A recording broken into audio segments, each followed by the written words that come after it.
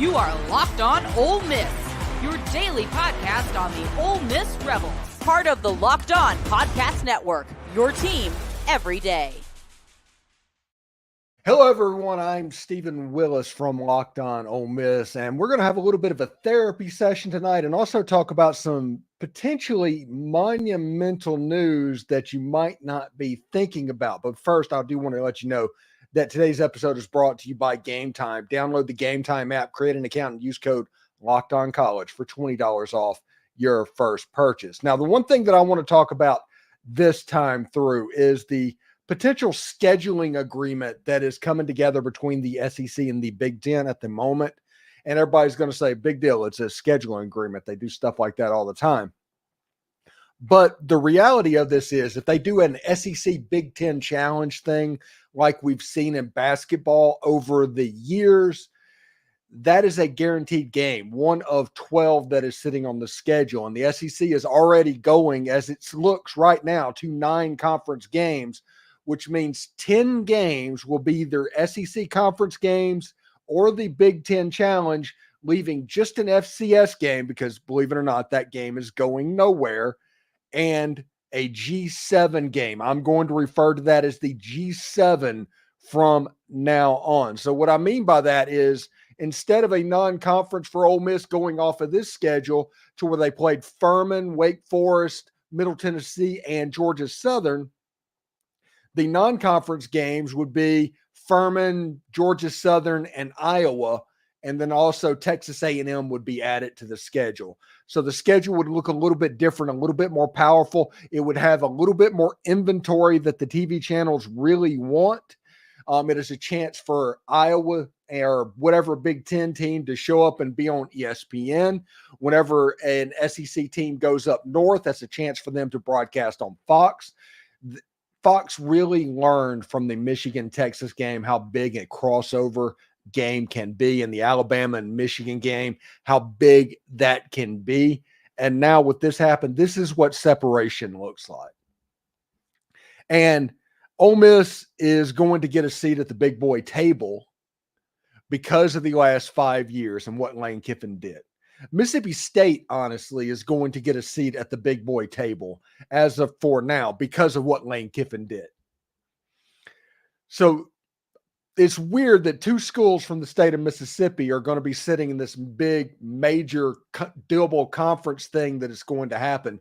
But this is what separation looks like. Everybody's talking about, will the Power 5 break away? What would happen? No, this is probably closer to what it would look like, to where the SEC and the Big Ten just have an agreement amongst themselves, and they play the G7 games twice a year. The inventory is not there. They kind of die on the vine. They play each other. It kind of becomes a de facto second league. And the Super League that came out and was in the news, a week ago, 2 weeks ago, something like that, where they were talking about 70 teams or something like that. Well, the reality of that is that it was those G7 conferences trying to, tug at the cape of the Big Ten and the SEC and not wanting them to leave. And it just looks like the SEC and the Big Ten is going to do whatever they want to do, and to everybody else, be damned, essentially. This is a big moment for SEC football. It just is. It's a big moment for Ole Miss. It's a big moment for Mississippi State. It's a big moment for Vanderbilt. Let's talk about what this series could look like, these crossover games would look like. Now, obviously, you would have like Penn State and LSU and Wisconsin and Bama, Texas and Michigan, Ohio State and Oklahoma, just for instance. Those are the big brands that ESPN and Fox would really want in their games. But you would also have games that would be at least very interesting. Michigan State at Ole Miss, Illinois and Mississippi State, Northwestern at Vandy, which that game kind of happens periodically anyway. Those type games going in the schedule is going to help both of their inventories of everybody. And it allows ESPN and Fox, which now the Big Ten and the SEC are living on 2 separate networks. If you want an example of what I'm talking about, picture the NFL 35 years ago, 40 years ago, where one league was on, the NFC was on CBS and the AFC was on NBC, and there was no commingling. Whoever was at home, that's how you handled that. You'll have a similar type situation set up here. The SEC and the Big Ten, just to let you know, they're talking about scheduling as many as 12 to 16 non-conference games per year between the conference. It'll be a true SEC Big Ten challenge. And all the way from the top, Ohio State and Alabama and Florida and Penn State and LSU and Nebraska, or USC or something like that. Those SEC Big Ten games are going to be major viewing points, and it's going to allow essentially the SEC to be appearing on Fox channels and the Big Ten to be still appearing on ESPN channels. These two monumental leagues, they're going to super league this up. They just are. I would not be surprised if there was a little bit more expansion, not necessarily in the Big Ten, but I do think that you might have a 20 and a 20 before it's all said and done. I don't know exactly what that will look like, but I think they're going to probably try to get there.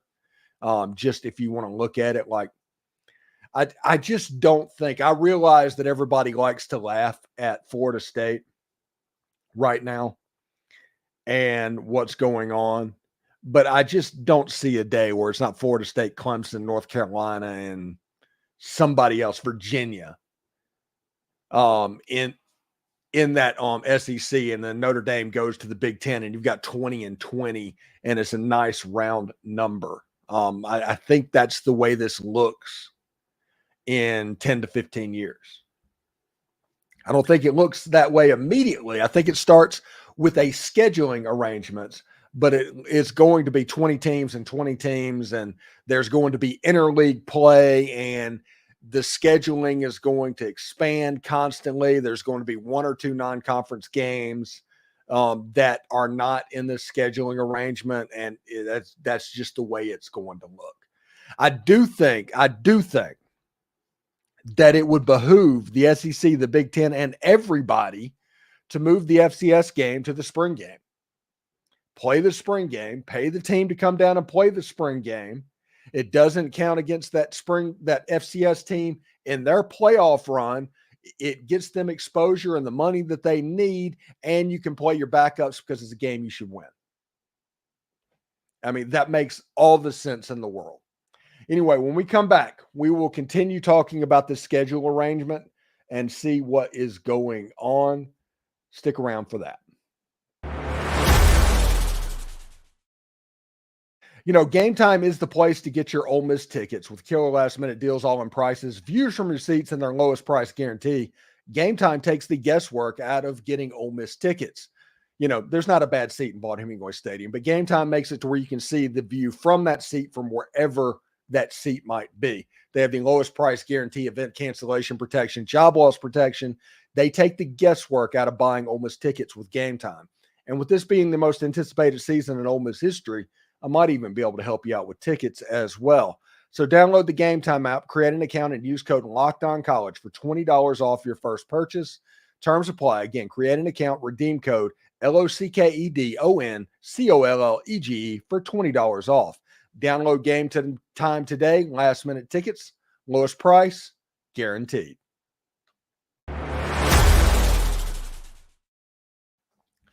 All right, this is just a big moment. I think this is a bigger deal than everybody's going to look at. They're going to say, oh, it's a scheduling thing or stuff like that. But this is honestly what separation looks like. Everybody wanted a Power 5 breakaway, but the SEC and the Big Ten does not want to be the administrative arm of college football or their group. They do not want to create a separate league. They want all of the administration to go into this group called the NCAA to take all the arrows for everything that you can point at as like, those guys are the bad guys. That's what the SEC and the Big Ten wants. What the SEC and the Big Ten is going to get is that separate division. And right now they're sitting there talking, they're doing what they can to try and force through a super league that's 70 teams and setting all of this stuff up, but that's not going to work. because there's no onus for the Big Ten or the SEC to sit down and play ball because they're fine. They're solving. It's the other people that want something, and they're trying to use social media and peer pressure to make that happen. But the SEC and the Big Ten, right now, I think it's 19 teams in the Big Ten. There's 16 teams in the SEC for a total of, I guess, was that 37?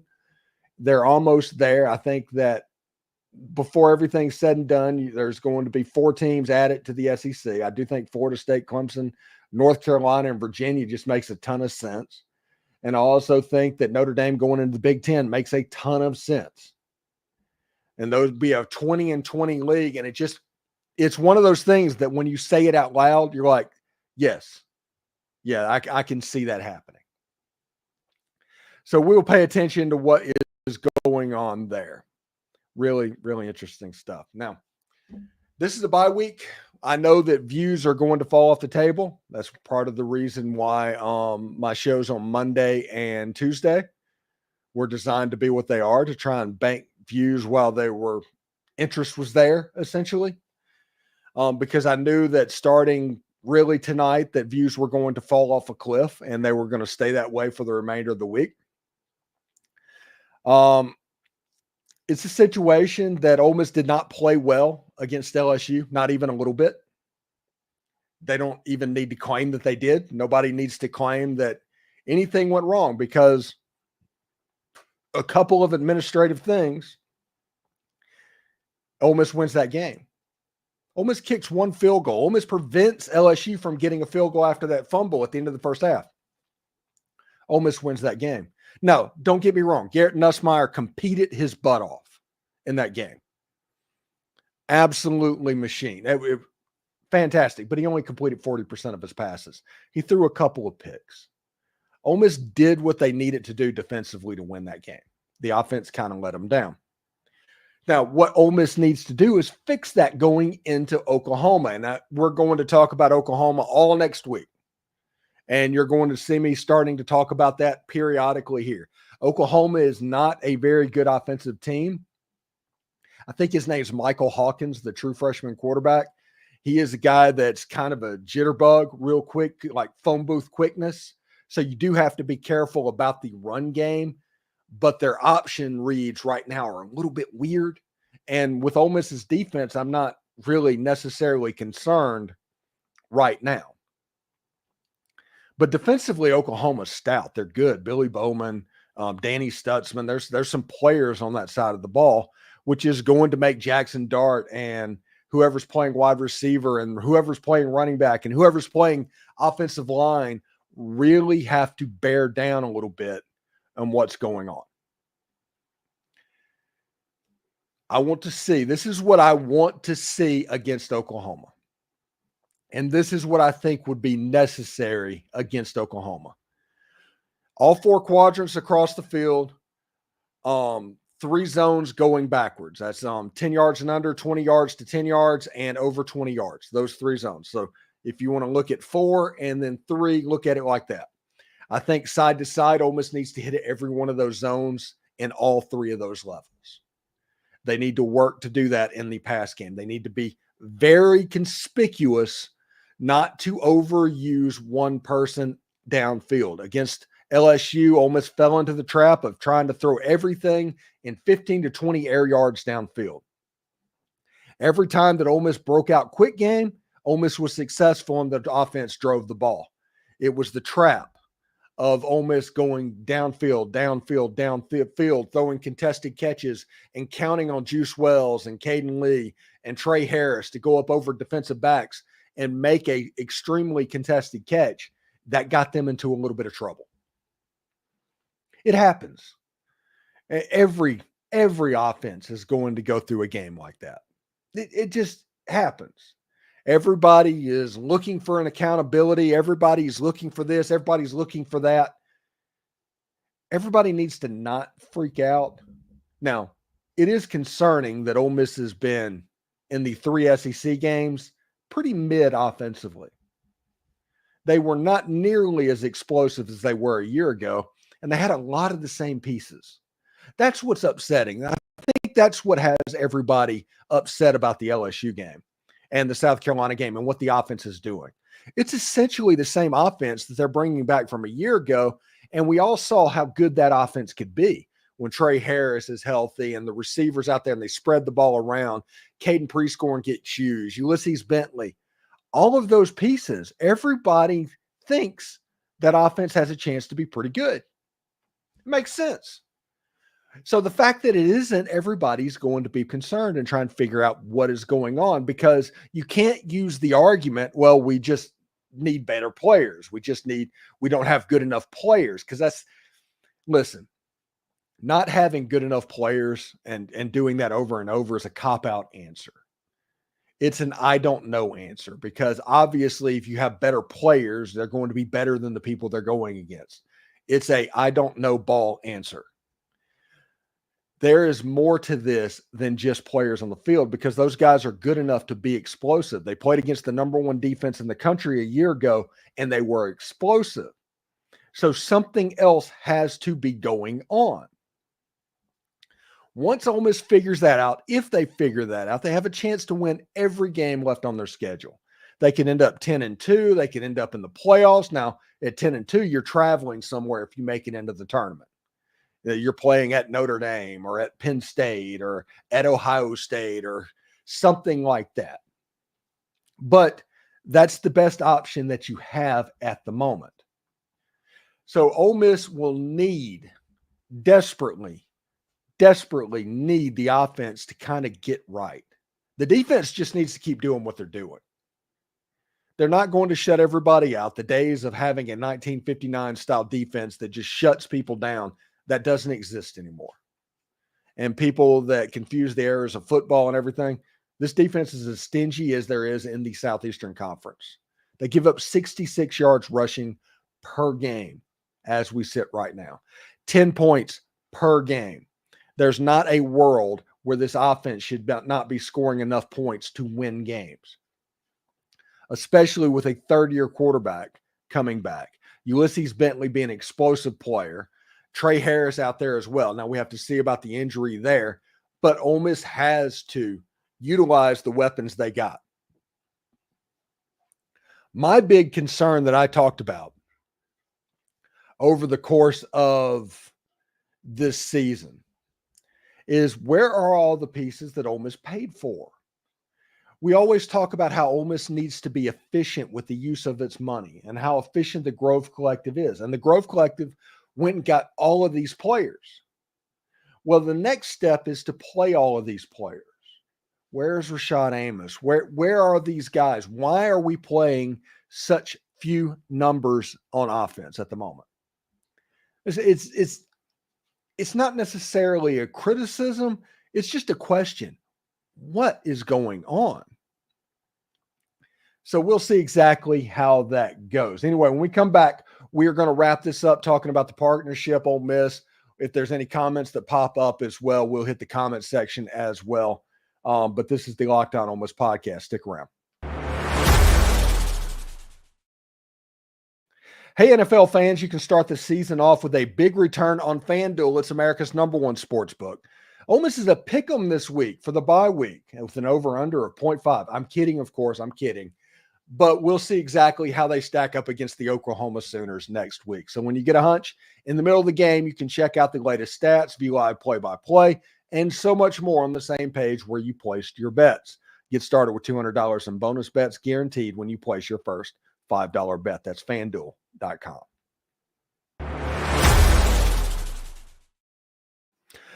All right, so we're going to stick around here and wrap this up real quick. It's going to be interesting, honestly, to seeing how everything happens over the next couple of weeks. Seeing what goes down with Ole Miss facing Oklahoma. That's a team that has a fairly porous offense, but a pretty good defense. And then you get Arkansas that has a really good offense and a little bit step below defense to Oklahoma, and then Georgia comes to town, and everybody knows that Georgia is the most talented football team in all of college football. You'll be facing a Graham Mertz-less Florida Gators. DJ Lagway is going to be getting the start in that game. DJ Lagway has all the talent in the world. You have a vast improving Mississippi State team. They're still probably 16th in the SEC, but they are getting better, and that's credit to Jeff Lebby. So we'll see exactly how it goes. Ole Miss, they have the talent to win every game remaining on their schedule, period. Not even close. They can win those games. But to do that, they're going to have to play clean. They're going to have to vary their offense, and they're going to have to protect their defense, because protecting the defense is a major, major key for this team. Absolutely massive, because this defense is the best part of this football team right now. And we're going to talk tomorrow on the show about where the defense sits and how they do in the mid-season report card on tomorrow morning's show. And we also talk about the running back from Iowa in the transfer portal that is heard apparently from Ole Miss somehow or something like that. I don't know. Just saw that from Pete Nakos, but we talk about that on tomorrow morning's show as well. Again, everybody, I understand that everybody's going to be taking the next 3 days off pretty consistently, trying to process what's going on and be where they are. I do want to thank everybody that's watching my stuff, and I hope that you enjoy it. But thank you very much for that. This defense, absolutely huge. Now, let's go back and go over everything for people that's just tuning in. The SEC and the Big Ten are in the early stages of coming up with a schedule agreement, which is a football version of one of those challenge games, like the SEC ACC challenge that's in college basketball. This would be a football version of that, where each year you play somebody on your schedule to make it happen. I guess they would announce that yearly and have that set up, and you would just 1 weekend a year would just be complete cross promotion. And this is what separation looks like. This is a game changer. This really is. And if you look at the schedule that Ole Miss has this year, to where that non-conference, they played Furman, Middle Tennessee, Georgia Southern, and Wake. In the future, it might be Furman and Georgia Southern, and then you have at Iowa, and then you play Texas A&M. That would be replacing those 4 games. So there'd still be 2 G7 games, which I am referring to them as the G7, because in that world, there's a power 2 of the SEC and the Big Ten and a group of 7 of everybody else. So we'll see exactly how that plays. But it's a situation that would be a game changer. And this is what separation looks like. This is what everybody talking about, a Power 5 separation. The Big Ten and the SEC kind of doing their own thing, with the NCAA still being the governing body, is kind of always how this was going to look. So it's going to be very interesting. Michigan State, Iowa, Indiana, Ohio State, Penn State, and some of those might end up in Oxford at some point. USC, UCLA, Oregon, Washington, coming down into Oxford, Mississippi. That would be really awesome. Ole Miss going to Outson Stadium or the Big House or the Horseshoe. That would be awesome as well. But this is what separation looks like, to the point where you do it, and then in 5 years, they rename a division to where you just become the Power 2, and then everybody else becomes the G7, and everybody does NIL differently and all of that stuff. And with the House agreement and the House settlement, it changes, because let's just be real. That House settlement and what money is going to be due is why both of these conferences have the impetus of doing that, because the TV networks have admitted that, hey, if you get this put together, we will pay money for this. We will add money to the pie for this. This inventory would be fantastic, and that would be the best weekend in all of college football, potentially, with the SEC and the Big Ten going back and forth like that. That is the interesting thing. That is something that is honestly worth looking into. But that is what separation looks like.